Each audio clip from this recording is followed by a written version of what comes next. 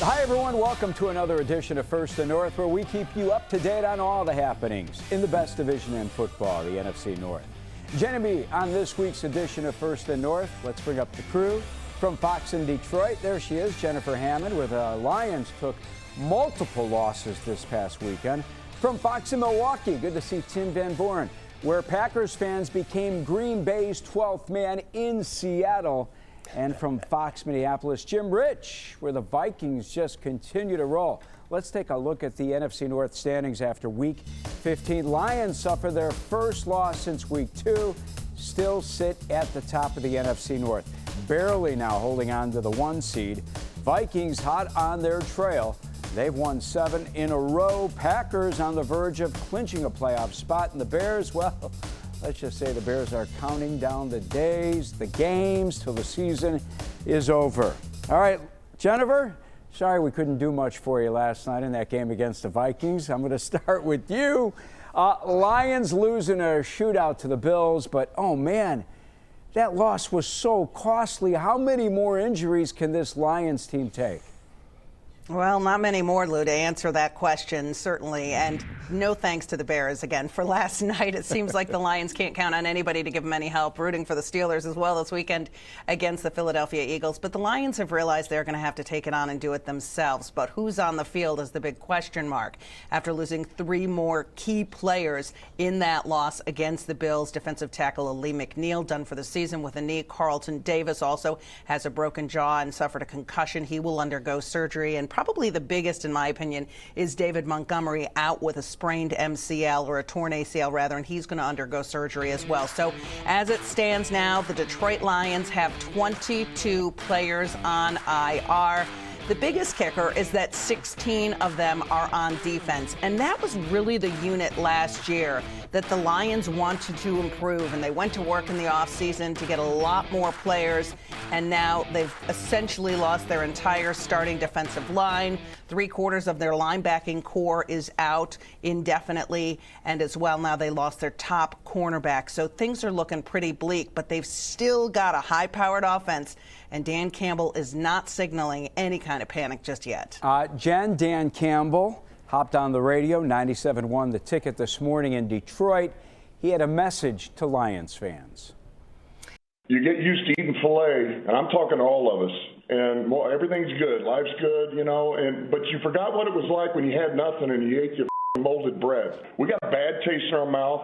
We got kicked around the other day. We lost a few guys, and you know what? It's exactly what we needed. This is exactly what we needed. So we're going to bounce back. We're going to respond. We got guys that are about to have an unbelievable opportunity here, and we will play the game any way needed to win. I don't give a if we got to win by 1 point for the rest of the year. That's what we're going to do.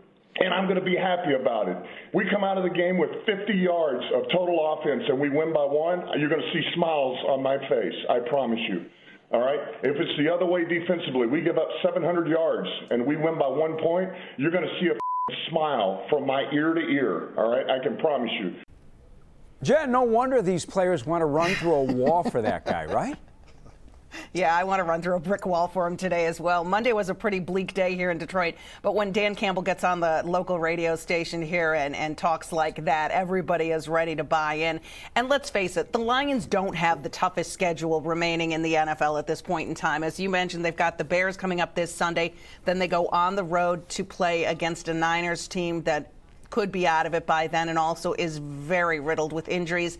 And then they have the Vikings at home, which certainly will be the toughest out, but at least they have them in their own building. So the Lions fully believe that they are still in control of their destiny to have the #1 seed and host home field advantage throughout the playoffs and as well get that first week bye. And for all intents and purposes, I mean, the statistics measure up pretty good for them to be able to do that as long as they take care of business. All right, I want to go to Green Bay, bring it in with Tim. Hey, Tim, the Packers finally got off to a fast start, and they were able to do whatever they wanted to do offensively against a Seattle defense that was playing well. No Jair Alexander, no Quay Walker, and that Packers defense still solid. Talk to me about what you saw from this Packers team on Sunday.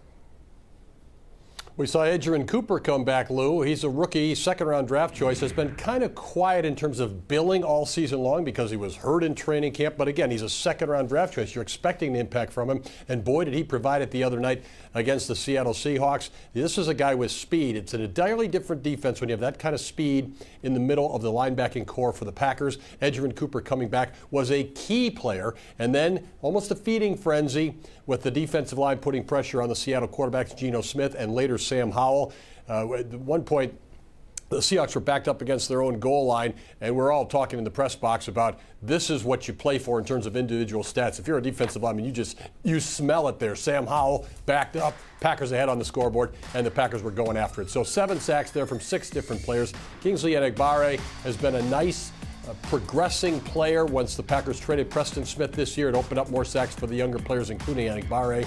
And the Packers feel good about themselves right now. The hype is with Philadelphia. The hype is with Detroit. The hype is, to a lesser extent, maybe Minnesota. The Packers are just kind of sitting there with 10 wins. They'll take their chances the rest of the way. Yeah, Josh Jacobs almost ran for 100 yards, 3.5 yards a carry. Not great, but 94 yards. Had 136 from scrimmage. And Jordan Love, nothing special, but serviceable, right? Decent passer rating. Offense did what it needed to in a tough environment. You said it best, Lou. Nothing special, but no mistakes from Jordan Love. This is a stack now of games for Jordan Love where he has not thrown the interception ball, and that has been key for the Packers. Earlier this season, they truly were beating themselves with pre-snap penalties, Jordan Love's interceptions, uncertainty at kicker. Let's not forget they started the season with a rookie kicker who was up and down. Now they have Brandon McManus, who's 13 of 14 on field goals. They have Jordan Love not throwing interceptions, and they have cut down on the pre-snap penalties. Lo and behold, you get ahead 14-0 on the scoreboard. You don't have to be special. You just ride it out, pick up an easy win in Seattle. Yeah, good point. I want to talk about what's going on here in Chicago. Another disappointing effort in prime time. This game was over in the first half. These folks, these Bears folks, they've been outscored 53-0 in the first half of games since Thanksgiving. I actually saw a stat that I'm going to get to you in a second, but it's pretty remarkable what this Bears team is going through because offensively, it's just awful right now here in Chicago for the Bears. Since the last time they led, which was November 17th in the fourth quarter against Green Bay, 1 month ago to the day, the Bears have been awful offensively. Look at those numbers. Last in points scored, last in total yards, last in passing yards. Haven't converted a third down in the first half. And on top of all that, Caleb Williams, he's getting hit almost every single time he drops back. You can even see it in his body language. If you saw the game last night on Monday Night Football, you saw him lying on the bench. The rookie right now is shell-shocked. Ryan Poles praised his offensive line depth. Bears started left tackle Karan Amagaji, a rookie. First career NFL start last night because Braxton Jones was out with a concussion. Amagaji didn't even know he was starting until the weekend, so he had no chance to even work out with the first stringers all week long. And then they line him up against who? Jonathan Grenard. And you saw the results. Caleb Williams has been sacked an NFL high 58 times. Franchise record for a season. Justin Fields on that list as well. So this has been a problem for the Bears for years, the offensive line. Ryan Poles' teams now own the 2 longest losing streaks in franchise history. Lost 14 games in 2022 and now 8 games this season. Nothing positive to talk about right now if you're a Bears fan. Jim, Bears fans counting down the days till this season is over. Complete game for the Vikings last night. Sam Darnold didn't play his best game, but boy, he still picked up the win, right? Yeah, and you know what's amazing? You're talking about the Bears. Both the Vikings and the Bears changed GMs and coaches the exact same year, 3 years ago. And look at what has happened for the Vikings compared to what happened with the Bears. When you don't hit on those hires, all of a sudden the wheels can come off no matter how talented your roster is. But Sam Darnold came in here, and you've heard the story. We all thought he was just going to be a placeholder here until J.J. McCarthy was ready to go, and we're going to go with this flashy, shiny rookie. Instead, Darnold goes out and just rips it up. And he has now become one of the elite in the National Football League. And Kevin O'Connell now is become kind of like a rehab center for quarterbacks. You know, when the bird flies into your window at your house, you feel bad, you put it in a shoebox, you take it in, and hey, they make it all feel better. Well, that's what O'Connell is. He just sits there and kind of strokes her ego, gets the arm strength there, and boom. I mean, Daniel Jones signed up. He's here in the rehab facility, and who knows how he's going to emerge from this. But Darnold has been remarkable. He has really turned it around. We had that stretch at Jacksonville where he had the 3 straight interceptions, and everybody thought, uh-oh, the New York Jets Darnold is emerging. No. They got behind him. O'Connell said, you're our guy, don't worry about it. They changed things up for him, took some pressure off him, and now he has flourished. It's been remarkable around here. Pretty mind-blowing considering what? Vikings were picked for 6.5 wins by Vegas, and here they are tied for the top in the NFC. Hey, Jim, how about this last minute? I love those uniforms last night. And how about the support Vikings fans and the NFL community showing for Vikings great Randy Moss? Love it. Yeah, well, Randy loved his time here in Minnesota. He was so kind behind the scenes, didn't do a lot of charity things on camera, but was very big in the community, very supportive. And he's talked to Justin Jefferson. He still stays in touch with the current team.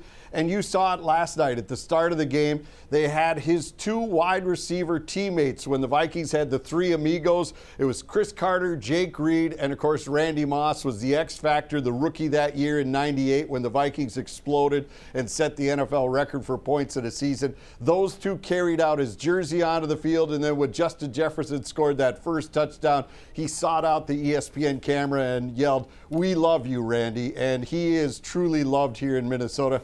Not for what just he did on the field, but just who the person he was. He got a bad rap on some of his stuff, but he was just honest. He just called it what it was every time he saw it, and sometimes some people were a bit ruffled by that. But Randy is beloved here in Minnesota, and I think across the National Football League. Yeah, special moment last night. All right, guys, we need to take a break. The battle for the NFC's top seed heating up. We're going to take a look at what each team has coming up, and we'll get the latest on key injuries around the NFC North as well. That and more when we return here on First and North.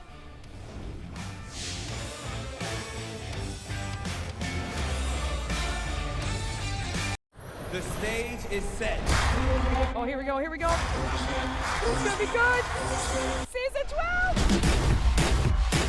Oh! She can sing.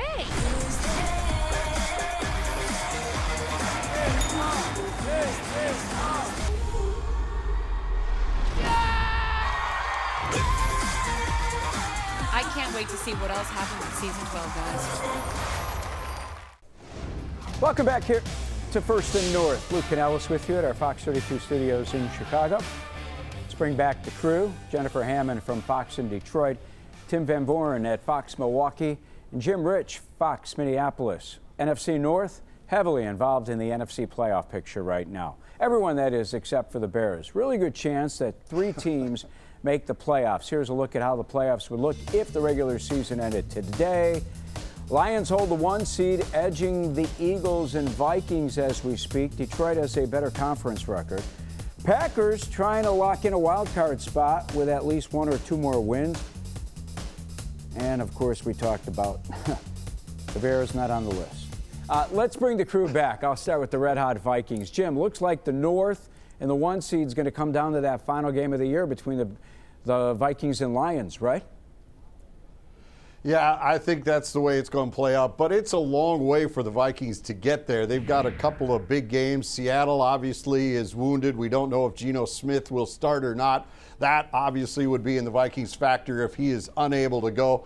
And then, of course, you have to deal with the Packers, who are lurking right there at Green Bay, even though that game is here. As you well know, Tim, a lot of your Packer fans somehow find a way into U.S. Bank Stadium, so it'll almost be like a neutral game here when they come to town. And Green Bay looks the most dangerous right now on this schedule just because of all the injuries that Jennifer's team, the Lions, are dealing with right now. So Minnesota, if they win out, they will get the top seed.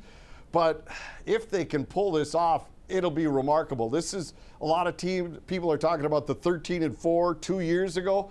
That team had a horseshoe up there in their back pocket, we'll say, and they were getting it done ridiculously. This team seems more solid on both sides of the ball. Well-structured defense and a lightning-quick offense. So they do have a shot at running the table, and if they do, they will have home field in the postseason. Yeah, I agree with you. This is a much better football team than the one that finished up 13-4 a couple of years ago. Hey, Jim, do me a favor. Will you give us the latest on the health of Stephon Gilmore and right tackle Brian O'Neill? Well, Brian O'Neill, he finished the game last night, and they were going to take a look at him again today. He went out where he got rolled up on that tackle.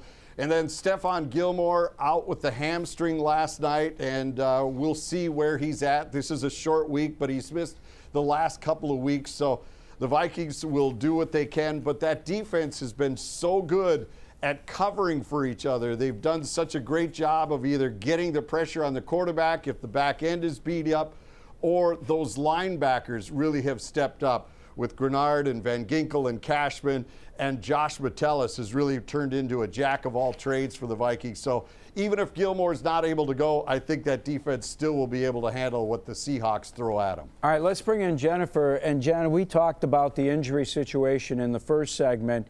Battling for the 1 seed. We heard from the head coach, Dan Campbell, earlier.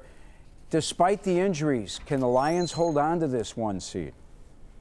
Well, absolutely they can, and they just have to get back to being the Detroit Lions and do what got them here. Through the first, let's see what it is, 13 picks they had through the first 9 games of the season, and since then they have just won in their last 5, so they need to get back to dominating ball control, taking the ball away, and also running the ball well. Something they did very poorly against the Bills on Sunday was rush the football, a season-low 48 yards rushing for Detroit, and it really started with the offensive line. It was not a good day for the interior linemen. Graham Glasgow, Frank Ragnow both had very low Pro Football Focus scores, lowest rankings and grades of the season, so they know that they've got to take it on their shoulders and get back to rushing the football and also controlling the clock and keeping the other offense off the field. It's going to be tough in Chicago, make no mistake about it. The Bears have always been a tough out for the Lions outdoors at Soldier Field. But if they can play their style of football, controlling the clock, also taking care of the football, that one fumble by Amon-Ra St. Brown essentially cost them the game against the Bills. As much as they got behind 14 points early on, they were still in it to the end. A lot of people questioning certainly Dan Campbell's decision to kick the onside with 12 minutes to go. But that is something that they have learned from, and they know what they need to do, and that is get back to playing their brand of football. Real quickly, is he making decisions like that because of all the injuries that he just didn't think he could stop Buffalo? Absolutely, and he saw the defense go out there. I mean, Sam Martin punted just once on Sunday, so he knew that they weren't stopping anybody. And as well, he was really, I think, most concerned with Josh Allen going out there and eating up 8 minutes of clock and not giving Detroit any chance to take care of the football or to get the football back in with any kind of time left. And also, I mean, if you think about it, 7% of onside kicks are recovered, so the odds aren't good to do it for the team that's trying to pull off the onside kick. But at the same time, they never expect something like that to happen. And it was a pretty good kick by Jake Bates. Buffalo just made a heck of a play on that ball. Yeah, it makes sense. Tim, Packers play their 4th straight primetime game against the Saints. Jair Alexander, Quay Walker, what's the latest on those injuries? Well, Alexander has missed time since he got hurt at Jacksonville. He was on the injured list. He'd missed games, and then he was off the injured list last week. It looked like maybe he would play against Seattle, and he did not play against Seattle. They're a much better team with him in the defensive backfield. He might need the Jim Rich shoebox treatment or something. Nurse him back to health, because I'm not exactly certain if Matt LaFleur knows when we're going to see Jair Alexander again, if we're going to see Jair Alexander again. But he is better. He does make the team better when he's back there. And Quay Walker got hurt the other night in Seattle. He's a player who's been ascending this season as well. So it's a situation to monitor him. The Packers getting back so late Sunday night. They're kind of having a different week. They don't play until Monday night. So they'll kick things back into gear on Thursday as opposed to the normal Wednesday. So everything's pushed back a little bit in Green Bay this week. But they're almost 2 touchdown favorites for Monday Sunday night against New Orleans. Outdoors, December, primetime game. So they think they're in a pretty good position here, even with the Lions and the Vikings doing so well with those records ahead of them. Yeah, I do as well. I think they're in a pretty good position. Bears officially eliminated from the playoffs on Sunday when the Commanders beat the Saints. Their defense under new play caller Eric Washington has really struggled. And I know everyone wanted to run Matt Eberflus out of town, but when they fired their head coach, they also lost their best defensive play caller. The defense has given up over 400 yards a game and 30 points a game since they jettisoned Eberflus out of town. That's worse than the NFL. And I know Flus is sick about what's happening. He's not sitting on some beach, smoking cigars, drinking Mai Tais, smiling about what's happening. He's not that type of guy.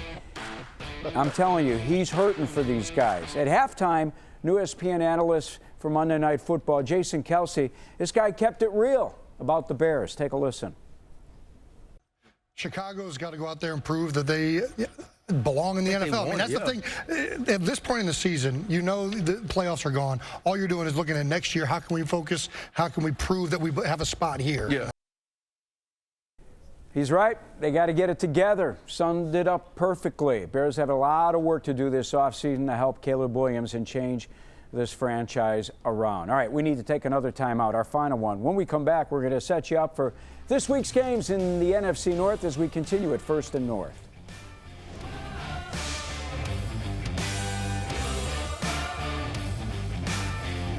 Our journey to $250,000 begins now. TV's biggest game show is back, and it's even bigger. This is not the same floor. Now with 100 players battling for territory. There's so much strategy this season. If you want to rule Taylor Swift songs, you have to do it. Hero. Love. Together. Haze. light it up. The Floor, all new Wednesdays on Fox and watch anytime on Hulu. All right, welcome back to First and North. Here are the matchups for the NFC North in Week 16. Huge games in the division. Bears host the Lions. Vikings are in Seattle to take on the Seahawks. Monday Night Football, Packers playing in their fourth straight primetime game, as I mentioned. They'll host the Saints. Let's bring back the team. Jennifer Hammond joins us from Fox in Detroit. Tim Van Voren at Fox Milwaukee, and Jim Rich in Minneapolis at Fox. All right, let's start with you, Tim. Packers playing again on prime time. Saints coming off a nail-biter against the Commanders. What do you think the Packers have to do to win this game on Monday night?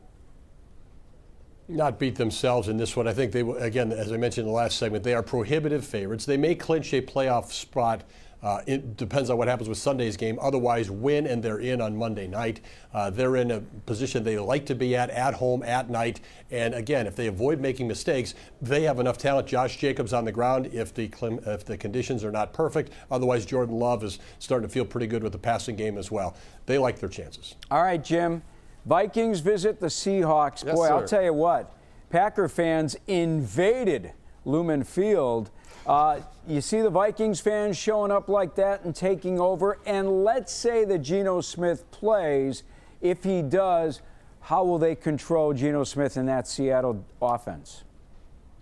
I think the way the Vikings control all of these quarterbacks now is they send out Andrew Van Ginkel out wide one side and Jonathan Grenard. You watch, they line up way farther out than most outside linebackers or defensive ends, whatever position you want to call them, to corral those quarterbacks, and that allows Cashman to come up the middle and the other guys. But Kevin O'Connell summed it up best last night when he called it a grimy win against the Bears. It wasn't the flashy offense. It was Aaron Jones doing the work for us. Thank you, Green Bay, for sending him our way.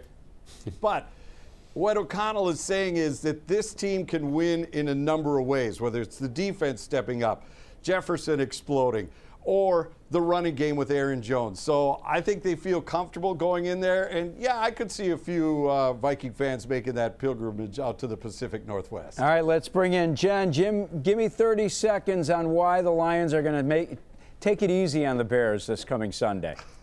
I don't think they're going to take it easy at all. I think the worst thing for the Bears is the fact that the Lions got their teeth kicked in against the Bills last week. And what we need to see from the Lions is a much more fortified front on both the defensive line and the offensive line. And you can bet that that offensive line is going to be hungry. Jahmyr Gibbs now, the load is squarely on his shoulders to rush the ball. 5.6 per carry. They had a season low, as I mentioned, 48 yards last week. And they have got to get back to running the ball and also putting pressure on Caleb Williams.